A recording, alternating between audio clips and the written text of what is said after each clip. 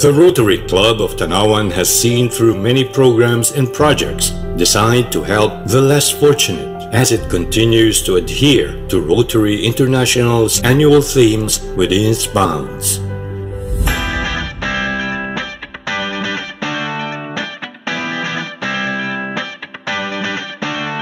The club is also well known for its unwavering dedication in accomplishing high-impact undertakings, such as the successful establishment of the Rotary Tanawan Dialysis Center. From feeding programs, medical and dental missions, to emergencies due to natural calamities, the club has lived up to Share Rotary, Serve People as its beginning theme from the time it was chartered in 1984.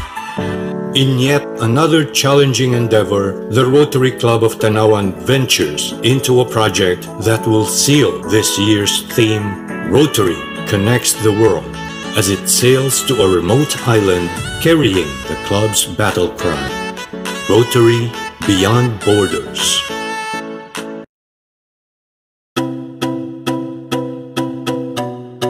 Isla Verde is located further south of the Batangas province. The Verde Island Passage area is declared and acknowledged as the center of marine shorefish biodiversity and the center of marine biodiversity of the world.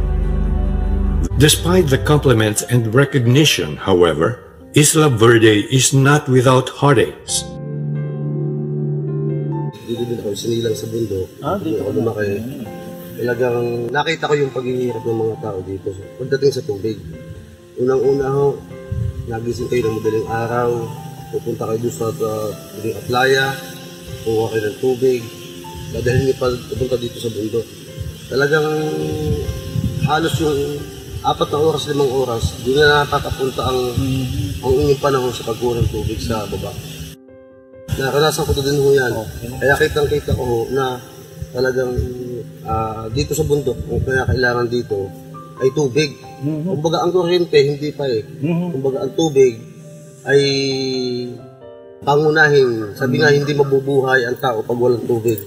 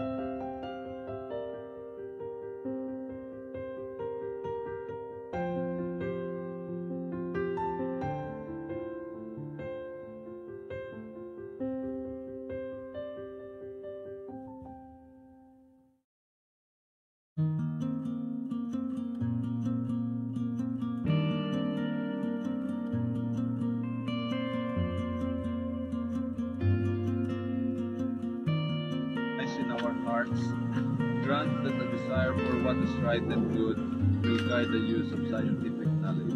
Let us pray. Lord, your wish is that all should call your Father.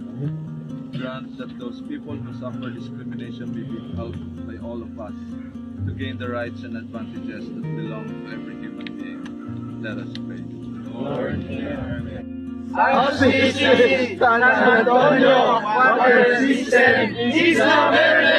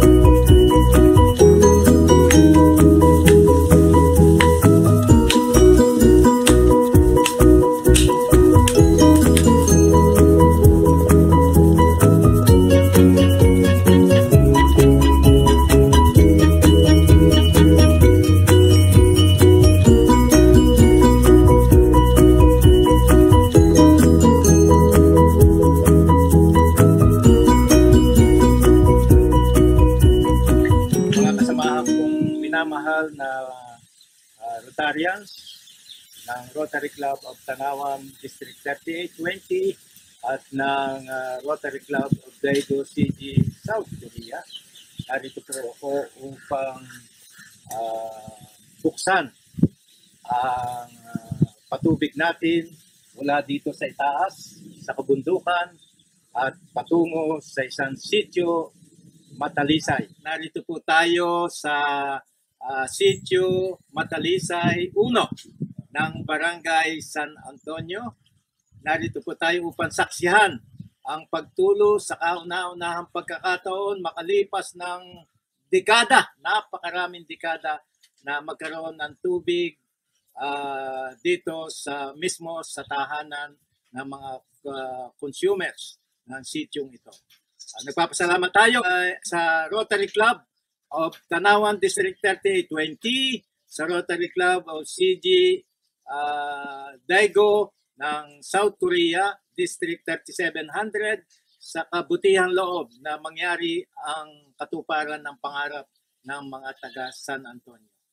Narito po si Jenny at tingnan po, Jenny, kung may tumutulong ng tubig. Yun! Wow! Wow! Isang himala! Pakinggan natin si Jenny na magsalita ng ilang mga pananalita. Bata pa po ako ay talagang pinangarap ko na pagbukas ng aming gripo ay may tutulo ng tubig. Napakatagal pong panahon ng aming pagsasakripisyo na pagpapagiging ng tubig at laging umaasa lang kami sa ulan. Kaya talaga pong maraming salamat po sa kabutihang loob ng Rotary Club of Tanawan at ng Rotary Club of Daegu City, South Korea. At salamat din po kay Father John Paul sa pagpupursige na magkaroon ng katuparan ng aming pangarap na ito.